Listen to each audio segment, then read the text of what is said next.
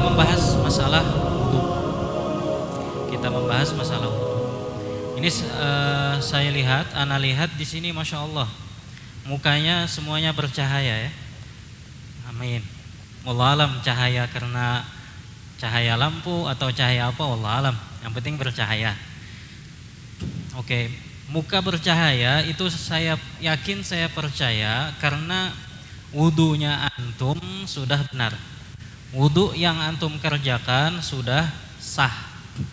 Karena apa? Karena yang namanya wudu itu, al-wudu'u diambil di dalam bahasa Arab dari kata al-wada'ah, yang mana berarti al-husnu wal jamal, kebaikan, keindahan ya, jadi arti wudu itu adalah kebaikan dan keindahan. Artinya apa?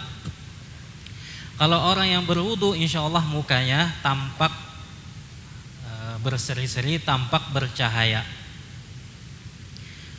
Untuk menyambung minggu yang lalu atau minggu yang sebelumnya, karena mungkin ada kita jeda mungkin 2 minggu lah tidak ada pengajian atau kajian tentang wudu. Mungkin masih ada yang ingat daripada antum di sini tentang fardu. Ada berapa fardu wudu? Ada berapa? Ada 4. Ada yang lain? Yang akhwat mungkin. Ada berapa? Fardu itu artinya kan sesuatu yang harus kita kerjakan ketika berwudu, yang mana kalau tidak dilakukan maka wudu kita tidaklah sah. Ada berapa tadi? Ada 4 yang di ayat ya. Ada 4. Ataupun jumlah semuanya itu ada 6. Satu apa? Niat. Oke, satu pertama adalah niat. Kapan niat wudu itu? Kapan? Ketika apa? Ketika membasuh pertama kulit dari kepala. Niat apa? Niat wudu, niat mengangkat hadas kecil, terserah niatnya. Yang kedua apa? Membasuh muka.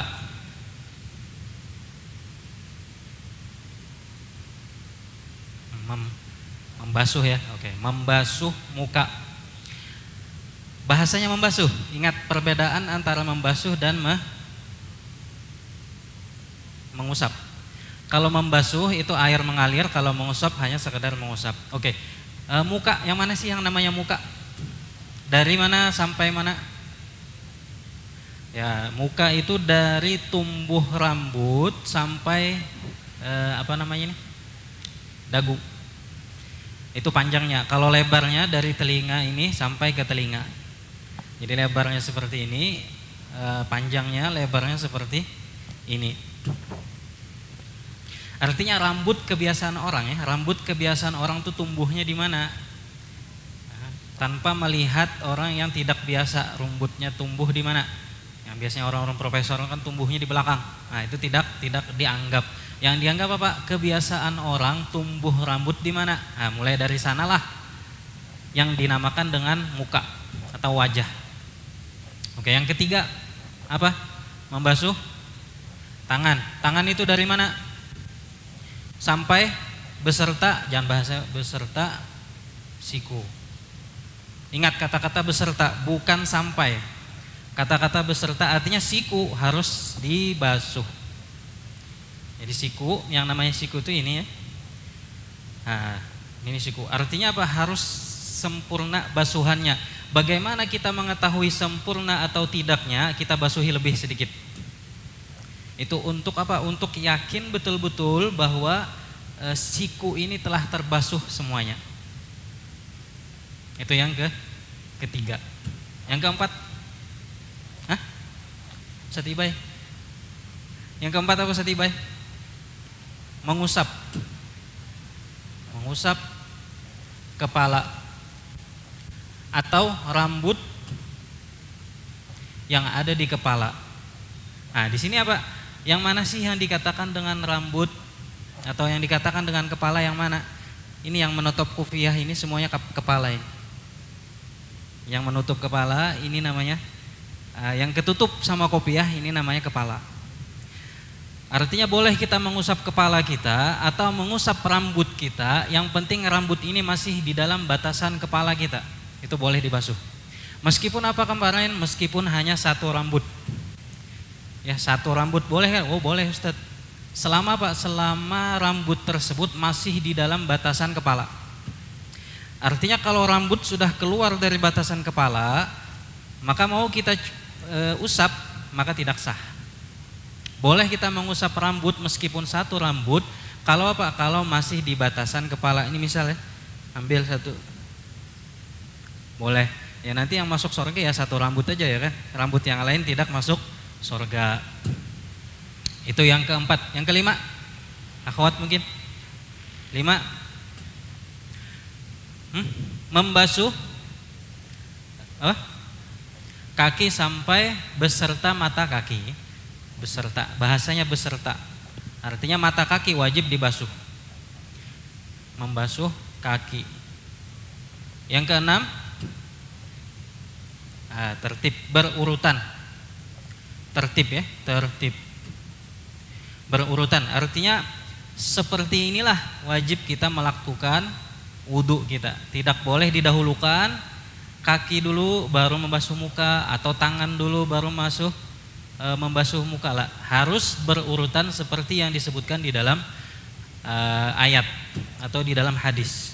Jadi tidak boleh tidak berurutan. Selain yang 6 ini, itu tidak wajib atau tidak harus kita kerjakan di dalam wudu. Misal apa?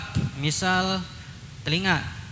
Ini mungkin kebanyakan orang menganggapnya ini adalah sebuah kewajiban yang harus dibasuh atau diusap, bukan. Kemudian apa? Kemudian terus menerus tanpa ada jeda waktu, itu sunnah. Jadi misalnya kita setelah membasuh muka langsung basuh tangan, itu sunnah. Artinya kalau misalkan tidak langsung boleh.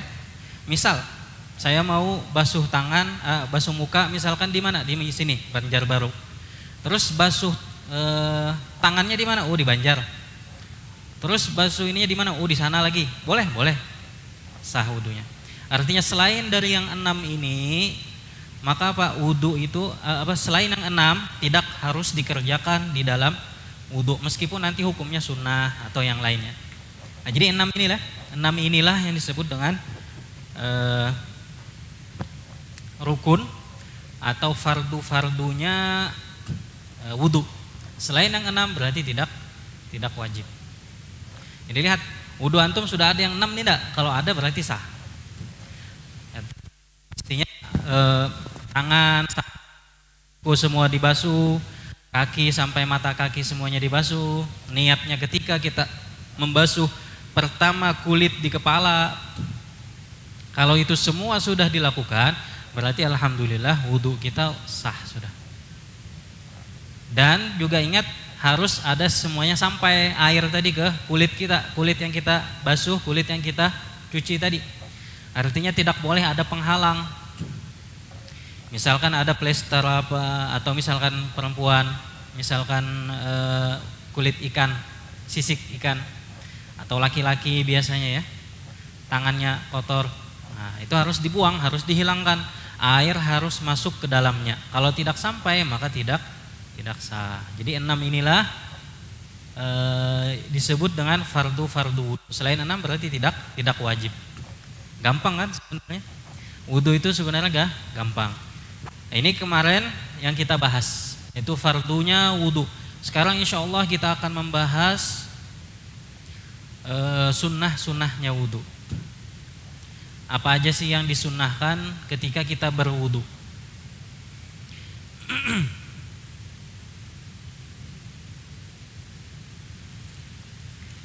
Oke, sunnah yang pertama itu adalah bersiwak.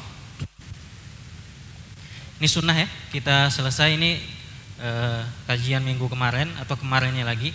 Sunnah yang pertama itu adalah bersiwak. Sunnah yang pertama adalah bersiwak. Bersiwak. Apa sih bersiwak itu? Siwak itu menggosok gigi dengan sesuatu benda yang kasar. Itu namanya siwak. Menggosok gigi dengan sesuatu benda benda bahasanya yang kasar, itulah disebut dengan siwak. Jadi bukan siwak yang ya ini. Antum punya siwak nggak? Masa orang muslim nggak punya siwak? Ya kan? Ada ya. Nah, siwak. Ya tidak harus ini siwak. Cuman ya tetap ini yang paling afdal, yang paling bagus, yang paling mulia. Siwak. Nah, cuman dikatakan bersiwak jikalau kita gosok gigi kita dengan sesuatu yang kasar. Benda apapun itu, yang penting kasar, maka itu disebut dengan siwak. Misal apa? Baju kita, cuman ya gimana ya? Mungkin kasar, boleh. Nah, atau misalkan gosok gigi kita, ya habis bangun mandi, bangun tidur, mau sholat subuh, sebelum kita berwudu, siwak dulu. Siwak, niatnya apa? Niat untuk menunaikan sunnatnya wudu dan niat untuk membaca bismillah. Jadi dua niatnya. Ketika kita bersiwak, dua niatkan. Ketika dia bersiwak, dua niatkan. Pertama, niat untuk melakukan sunnahnya wudu. Yang kedua, niat untuk membaca bismillah yang nanti setelahnya ini. Jadi siwak, sesuatu yang kasar, kita gosokkan ke gigi kita, itu adalah siwak namanya, apapun dia. Nah, cuman yang paling afdalnya tadi nih,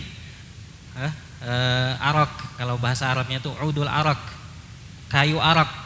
Nah, ini yang paling mulia, yang paling bagus, yang sunnah, yang derajatnya itu paling atas, paling tinggi. Yang mana Rasulullah sangat mencintai siwak ya. Rasulullah sangat mencintai siwak. Beliau mau meninggal pun, sebelum beliau meninggal, beliau bersiwak.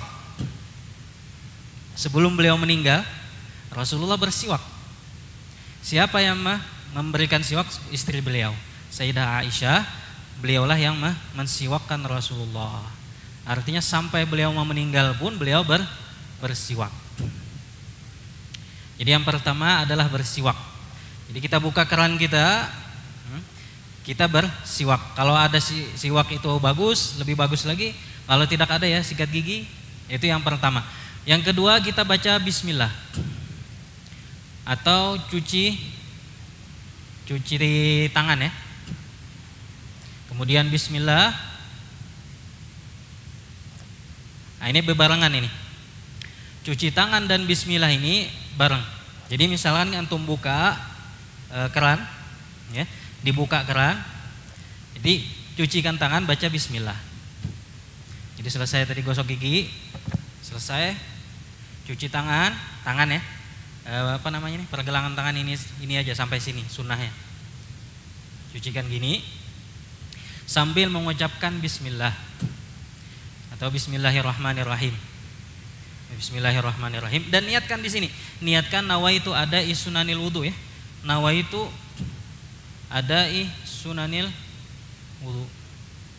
Atau kalau jangan ini bahasa Indonesia aja sudah. Ya Allah Ta'ala paham kok, antum bahasa Indonesia, bahasa Arab, bahasa Inggris. Allah Ta'ala, bahkan kalau antum bahasa Arab gak ngerti artinya apa, itu yang tidak sah ya. Jangan, kadang-kadang ada orang ya akad pengen bahasa Arab, keren ya kan, lagi asik nih, lagi rame, tapi gak paham artinya, itu tidak sah. Lebih baik bahasa Indonesia, antum mengerti, faham, ini lebih bagus. Jadi ketika antum cuci tangan, baca bismillah. Baca bismillah, niatkan dalam hati, nawaitu ada sunanil wudu, ya Allah saya berniat untuk melaksanakan sunnah-sunnah wudu yang ada di dalam wudu. Baca bismillah. Kenapa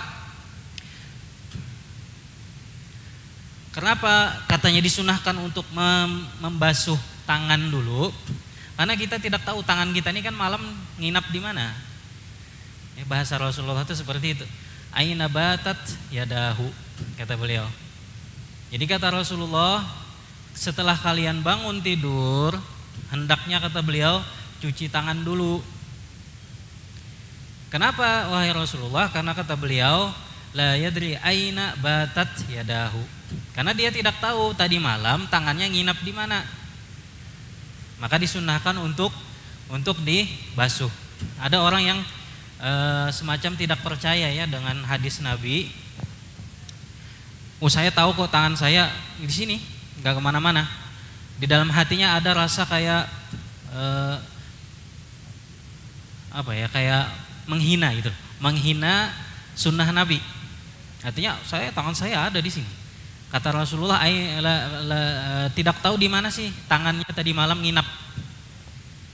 Maka ketika dia bangun dari tidurnya di pagi hari, subhanallah, Allah hendak menegur dia. Apa yang terjadi? Tangannya menembus di belakang, lubang belakang dia. Ini masuk sini. Untuk apa? Untuk mengasih pelajaran bagi dia ini, supaya jangan sekali-kali meremehkan sunnahnya Rasulullah. Jadi yang ketiga, jadi yang pertama tadi kita bersiwak, sebenarnya banyak sekali fadilahnya bersiwak ya, sangat banyak, 70 bahkan lebih. Nah, cukup dijadikan satu dalil bahwa Rasulullah bersabda, di dalam siwak itu ada keridhaannya Allah Ta'ala. Kata Rasulullah, mardatun lirrabb. Di dalam bersiwak ada ridhonya Allah Ta'ala. Kita siwak, kemudian kita buka, kita cuci tangan kita yang di sini tadi, sambil baca bismillah, diniatkan untuk apa? Untuk niat menunaikan sunnah-sunnah wudu yang disunahkan di dalam berwudu. Selesai, baru kita bersiwak lagi. Jadi nomor 4 siwak lagi. Jadi yang pertama tadi siwak, jadi 2 kali siwak. Ya, terserah tadi kan siwak, mau siwak yang paling bagus tadi siwak ini, siwak udul arak yang dijual nggak nyampe 10.000, nggak nyampe 10.000, murah sekali. Tapi fadilahnya yang antum dapatkan dari bersiwak sangat luar biasa. Jadi bersiwak lagi. Nah, kalau misalkan mau dikumpulkan, yang pertama itu bisa antum gosok gigi misalkan, ya. Kemudian ini, yang nomor 4 bisa siwak pakai siwak tadi, udul arak. Oh ya, mana lupa. Nah, jadi gimana sih siwak yang paling bagus? Nah, gini. Kata ulama, siwak itu yang penting tidak lebih kecil dari kelingking, tidak lebih besar dari jempol. Dan panjangnya jangan lebih dari shibr. Nih.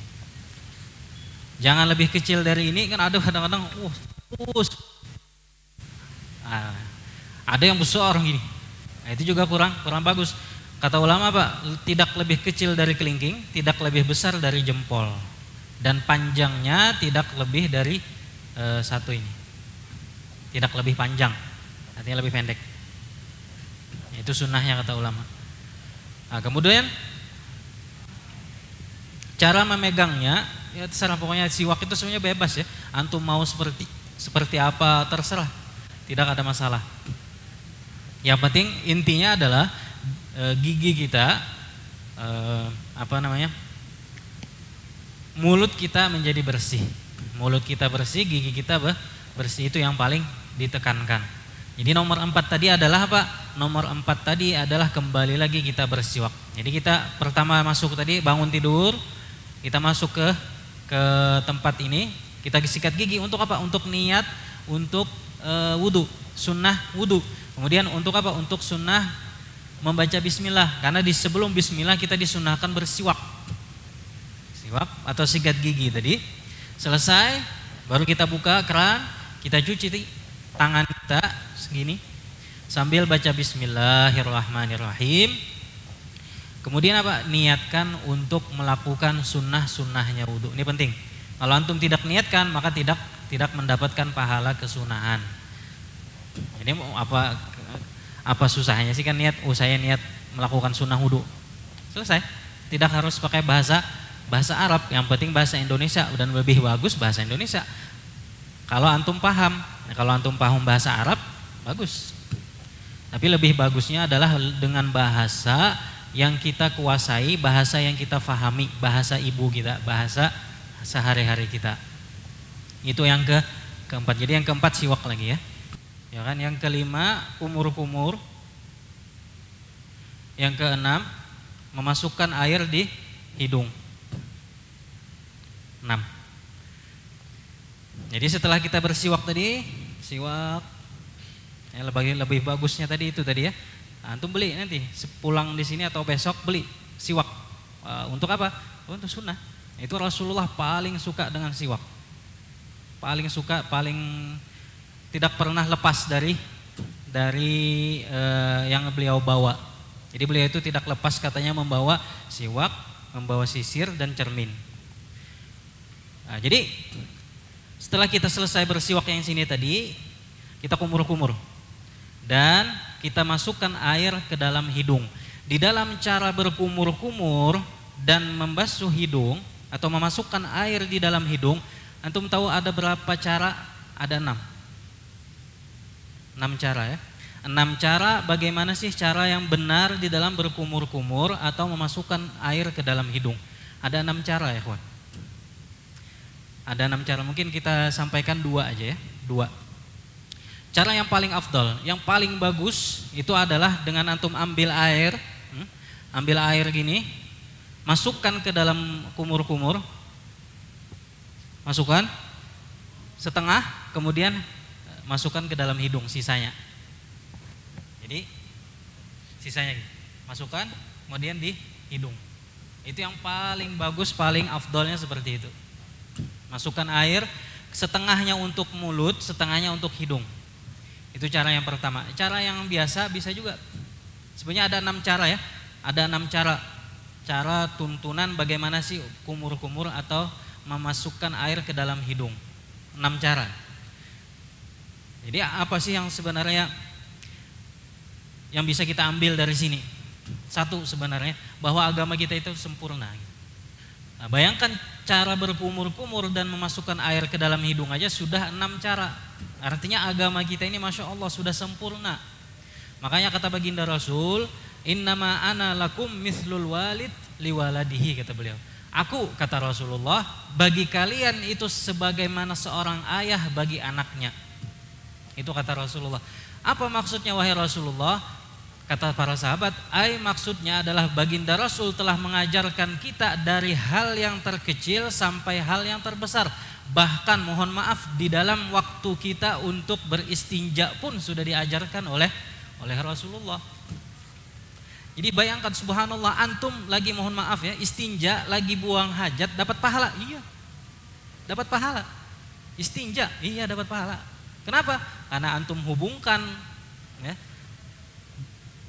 pekerjaan antum dengan baginda Rasul. Nah, mungkin kita bahas nanti nomor 6, kumur-kumur dan memasukkan air ke dalam hidung. Afdalnya yang paling bagusnya adalah seperti tadi. Ambil air, masukkan setengah untuk mulut, setengah untuk hidung. 1 kali, 3 kali. 1 kali, 2 kali, 3 kali. Atau yang biasanya lebih bersih 3 kali. 1, 2, 3, kemudian di hidung 1, 2, itu boleh juga.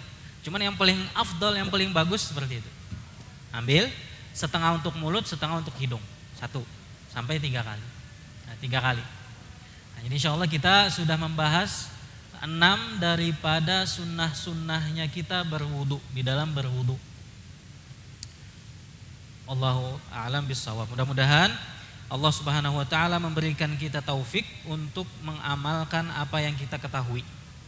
Amin ya rabbal alamin. Mudah-mudahan kita diberikan oleh Allah taala keistiqomahan untuk menuntut ilmu. Amin ya rabbal alamin. Allahu a'lam bissawab. Wassalamualaikum warahmatullahi wabarakatuh.